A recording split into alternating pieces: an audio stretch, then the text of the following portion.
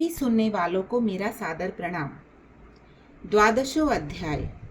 नारायणं नमस्कृत्य नरं चैव नरोत्तमं देवीं सरस्वतीं व्यासं ततो जयमुदीरयेत। नारद जी बोले, जब भगवान शंकर चले गए, हे प्रभु, उस बाला ने शोक कर क्या किया, सो मुझ विनीत को धर्म सिद्धि के लिए कहिए। श्री नारायण बोले, इसी प्रकार राजा युधिष्ठिर ने भगवान कृष्ण से पूछा था, सो भगवान ने राजा के प्रति जो कहा वो हम तुमसे कहते हैं, सुनो। श्री कृष्ण बोले, हे राजन, इस प्रकार जब शिव जी चले गए तब वह बाला प्रभावित हो गई और लंबे श्वास लेती हुई बड़ी डरी और वह किशोरी अश्रुपात पूर्वक रोने लगी। हृदय अग्नि से उठी हुई ज्वाला से जलते हुए अंग वाली वह तपस्विनी कन्या वन अग्नि से जले हुए पत्ते वाली लता की तरह हो गई। दुख और ईर्ष्या को प्राप्त उस कन्या का बहुत समय व्यतीत हो गया।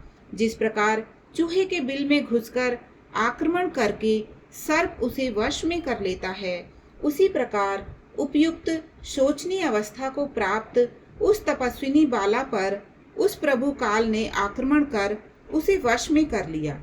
वर्षा ऋतु में मेघ से घिरे हुए आकाश में बिजली चमककर जैसे नष्ट हो जाती है, उसी प्रकार तपस्या से जले हुए पाप वाली वह कन्या अपने आश्रम में ही मर गई।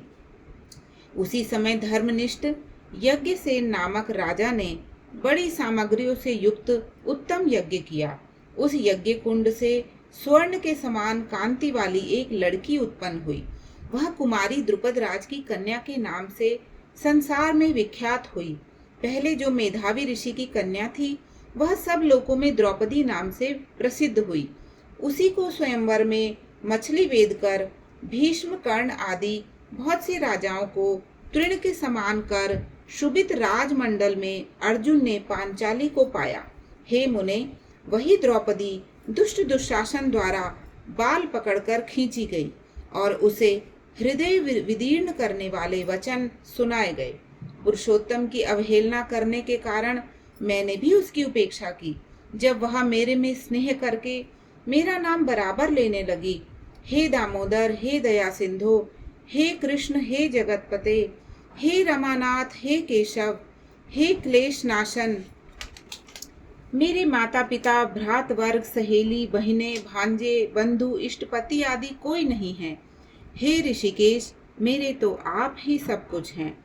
हे गोविंद, हे गोपीनाथ, हे दीन बंधो दयानिधे, दुशासन से आक्रमण की गई मुझे क्या आप नहीं जानते? यद्यपि पहली पुकार में मैंने उसकी ओर ध्यान नहीं दिया था, पर जब दुशासन से पराभूत होकर उसने मेरा पुनः स्मरण किया, तब गरुड़ पर चढ़ शीघ्र वहां पहुंचकर मैंने, हे राजन, उसे बहुत से वस्त्रों से परिपूर्ण कर दिया।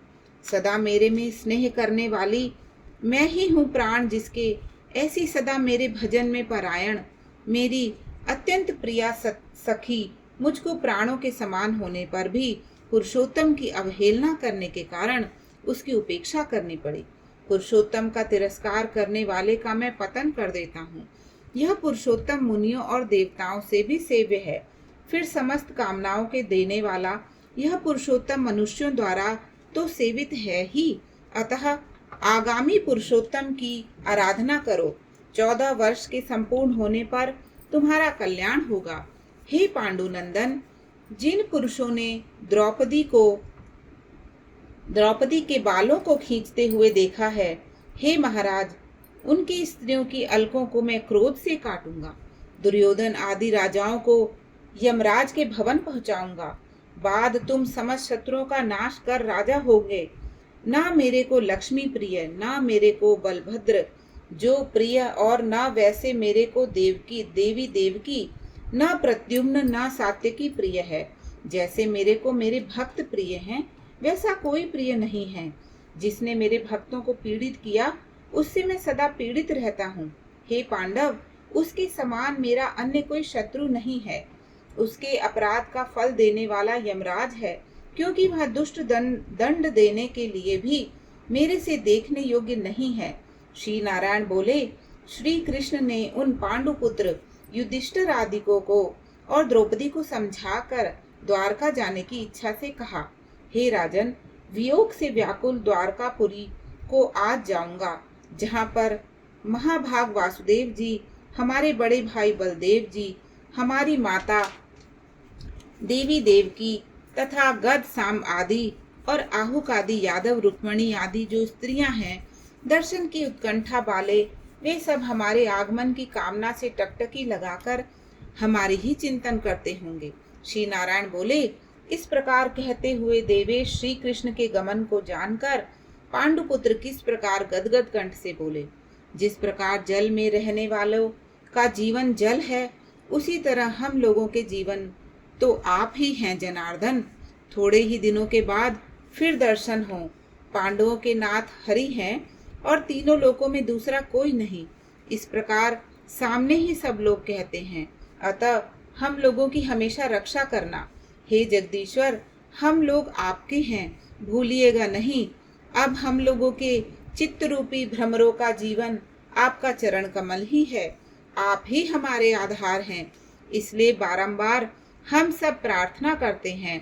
इन पांडुपुत्रों के निरंतर इस तरह कहते रहने पर श्री कृष्णचंद्र प्रेमानंद में मगन होकर धीरे धीरे रथ पर सवार होकर पीछे चलने वाले पांडुपुत्रों को लौटाकर द्वारकापुरी को गए।